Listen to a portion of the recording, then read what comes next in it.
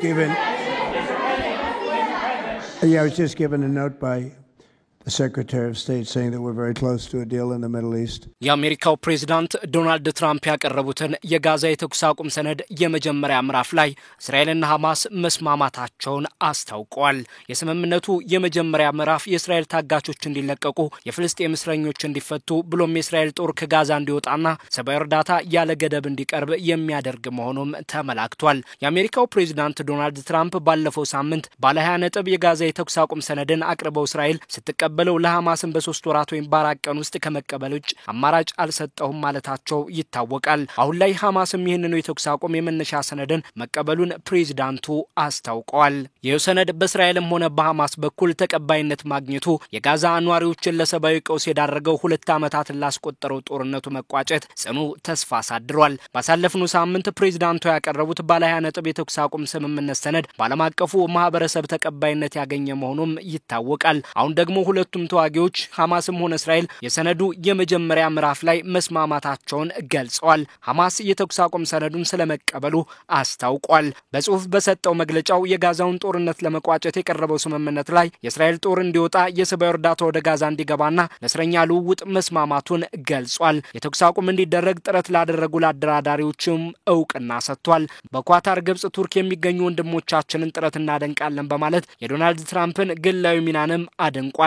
ያለ ፕሬዝዳንቱ ጥረት የእስራኤል ጦር ከጋዛ ሰርጥ ሊወጣ እንደማይችልም አጽንኦት ሰጥቷል። ሐማስ ስምምነቱ በአግባቡ ተፈጻሚ እንዲሆን በእስራኤል ላይ ጫና እንዲያሳድሩም የዓለም አቀፉ ማህበረሰብ የአረብ ሀገራትና ዶናልድ ትራምፕን ጭምር ጠይቋል። የፍልስጤም ባለስልጣን ፕሬዝዳንቱ ማህሙድ አባስ በበኩላቸው የተኩስ አቁም ስምምነቱ ወደ ሁለት ሀገርነት መፍትሄ እንደሚያመራ ተስፋ ጥለውበታል። ትራምፕና አደራዳሪ ሀገራትን አውድሰው ለስምምነቱ ስኬታማነት የፍልስጤም ባለስልጣን እንደሚሰራም ተናግረዋል። የእስራኤሉ ጠቅላይ ሚኒስትር ቤንያሚን ኔታንያሁ በበኩላቸው እስራኤልና ሐማስ የጋዛውን ጦርነት ለመቋጨትና ታጋቾችን ለመቀበል መስማማታቸውን ገልጸዋል። ለእስራኤል ትልቅ ቀን ነው ሲሉም ገልጸውታል። ዶናልድ ትራምፕንም ከልብ ያመሰግናለሁ ብለዋል። ሁሉንም ታጋቾች ወደ ቤታቸውን መልሳለን ሲሉ የተናገሩት ኔታንያሁ ካቢኔያቸውን ሰብስበው ስምምነቱን እንደሚያጸድቁም አስታውቀዋል። የእስራኤል ጦርም ከሐማስ ጋር የተደረገውን ስምምነት ለመቀበል ዝግጁ መሆኑን ገልጿል። የእስራኤል ጦር ታጋቾችን ለመቀበል መዘጋጀቱን ሲገልጽ፣ ሐማስ በሌላ በኩል እንዲፈቱ የሚሻቸውን እስረኞች ዝርዝር ልኳል። ትራምፕ በትረዜ ማህበራዊ ገጻቸው ላይ እንደጻፉት በጣም በቅርቡ ሁሉም ታጋቾች ይለቀቃሉ፣ እስራኤልም ጦሯን በስምምነቱ መሰረት ወዳለው ድንበር ትመልሳለች ሲሉ ከጋዛ ጦሯን እንደምታስወጣ አረጋግጠዋል። ፕሬዝዳንቱ ይህንን ያሉት ወደ መካከለኛው ምስራቅ ለመጓዝ ፈቃደኛ መሆናቸውን ለጋዜጠኞች ከመግለጻቸው አስቀድሞ ነው። ፕሬዝዳንቱ ለአረቡ ዓለም፣ ለእስራኤል፣ ለቀጠናው ሀገራት ብሎም ለአሜሪካ ትልቅ ቀን ነው ሲሉ ነው ሁለቱም ወገኖች ለስምምነቱ የመጀመሪያው ምዕራፍ መስማማታቸውን ያበሰሩት። አደራዳሪዎቹን ኳታርን፣ ግብጽና ቱርክንም አመስግኗል። እስራኤልና ሐማስ የተኩስ አቁም እንዲያደርጉ የቀረበው የዶናልድ ትራምፕ ሰነድ ጦርነቱ እንዲቋጭ ከመጠየቁ በተጨማሪ እስራኤል ከጋዛ እንድትወጣ፣ የሰብአዊ ድጋፍ ያለ ገደብ እንዲቀርብ፣ ሐማስ ትጥቁን እንዲፈታና በጋዛ አስተዳደር ላይ ድርሻ እንዳይኖረው የሚጠይቅ ነው። በዚህ ሰነድ ዙሪያ እስራኤልና ሐማስ በግብጽ ሲደራደሩ እንደነበር ይታወቃል። አሁን ደግሞ በሰነዱ የመጀመሪያ ምዕራፍ ላይ መስማማታቸው ተገልጿል። ትራምፕ የተኩስ አቁም ስምምነቱን እስራኤልም ሆነ ሐማስ መቀበላቸውን ይፋ ከማድረጋቸው አስቀድሞ ከኔታንያሁ ጋር በስልክ ስለመነጋገራቸውም ተመላክቷል።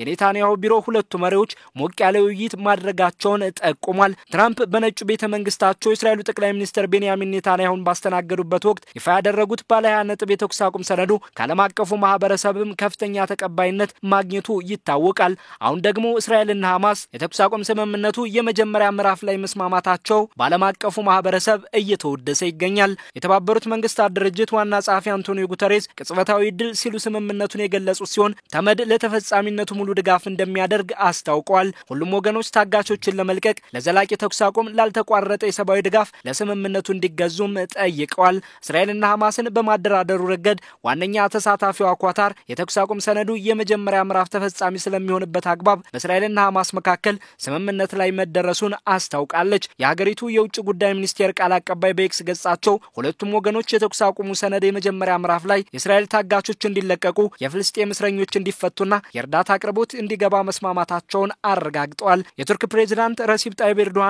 በተኩስ አቁም ስምምነቱ መደሰታቸውን ገልጸዋል። ቱርክ፣ ኳታር፣ ግብጽና አሜሪካ በግብጽ ከተማ ሻርም ኤልሼክ በተደረገው ድርድር የመጀመሪያ ምዕራፍ ላይ ስምምነት እንዲደረግ ተሳትፎ ያደረጉ ሀገራት መሆናቸው ይታወቃል። ኤርዶዋን በኤክስ ገጻቸው በተኩስ አቁሙ ላይ ትራምፕ ላሳዩት ፖለቲካዊ ቁርጠኝነት ልዩ ምስጋና አቅርበውላቸዋል። ቱርክ ስምምነቱ ተግባራዊ እንዲደረግ ክትትል እንደምታደርግም አስታውቋል። ሳውዲ አረቢያን በውጭ ጉዳይ ሚኒስቴሯ በኩል የተኩስ አቁሙን አድንቃለች። ሰላምና መረጋጋትን በሁለት ሀገርነት መፍትሄ ለማምጣት መነሻ የሚሆን እርምጃ ስትል ገልጸዋለች። እስራኤል ሙሉ ለሙሉ ከጋዛ እንድትወጣ እንደሚያደርግና የሰብአዊ ቀውሱን ለማቆም ወደ አስቸኳይ እርምጃ የሚያመራ ይሆናል የሚል ተስፋ እንዳላትም ገልጻለች። የግብፁ ጠቅላይ ሚኒስትር አብዱል ፈታህ አልሲሲም ታሪካዊ ቅጽበት ሲሉ ስምምነቱን አድንቀዋል። የጦርነት ምዕራፍን የዘጋ ብቻ ሳይሆን ለቀጠናው ህዝቦች የፍትህና መረጋጋት የተስፋ በርን የከፈተ ሲሉ ገልጸውታል። የፈረንሳዩ ጠቅላይ ሚኒስትር ኢማኑኤል ማክሮን ስምምነቱን የጦርነቱን መቋጨት ማረጋገጥ አለበት ያሉ ሲሆን በሁለት ሀገርነት መፍትሄ ላይ የተመረኮዘ የፖለቲካዊ መፍትሄ መነሻ ሲሉ ገልጸውታል።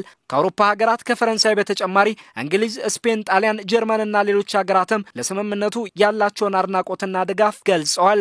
ሩሲያ ይህንኑ የተኩስ አቁም እንደምትደግፍ ስታስታውቅ ቻይናም ለዘላቂ ሰላም እንደሚያደርስ ያላትን ተስፋ ገልጻለች። ለፍልስጤም ስደተኞች የተባበሩት መንግስታት ድርጅት ተቋምም የተኩስ አቁምን የሚያረጋግጠውና ታጋቾች እንዲለቀቁ የሚያደርገው ስምምነቱ ትልቅ እረፍት ነው በማለት ስምምነቱን ገልጾታል። ለቀጣይ 3 ወራት ለጋዛ ህዝብ ምግብ ለማቅረብ በቂ አለን ሲልም አስታውቋል። መድኃኒት፣ ምግብ፣ መሰረታዊ አቅርቦት ለጋዛ ህዝብ አለኝ ያለው ተቋሙ ዓለም አቀፉ ማህበረሰብ እንዲያግዘው ጥሪ አቅርቧል። የዓለም የምግብ ፕሮግራም ቢሆን የምናባክነው ጊዜ የለንም፣ ቶሎ ወደ ስራ መግባት አለብን ሲል ቡድኑ ለጋዛ የሰብአዊ ድጋፍን በፍጥነት ለማድረስ መዘጋጀቱን አስታውቋል። ያልተገደበ ሰብአዊ ድጋፍ የህይወት አድን ምግብና እርዳታን ለማቅረብ አስፈላጊ ነው ሲልም ገልጿል። ይህን ነው የተኩስ አቁም ሰነድን የአውሮፓ ህብረት ኮሚሽነር ኡርሱላ ቮን ዴር ሌየን አድንቀዋል። ለስምምነቱ የአሜሪካ፣ ኳታር፣ ግብጽና ቱርክን ጥረትንም አውድሰዋል። በኤክስ ገጻቸው ላይ ሁሉም ታጋቾች ደህንነታቸው ተጠብቆ እንዲለቀቁና ዘላቂ የተኩስ አቁም እንዲደረግም ጠይቀዋል።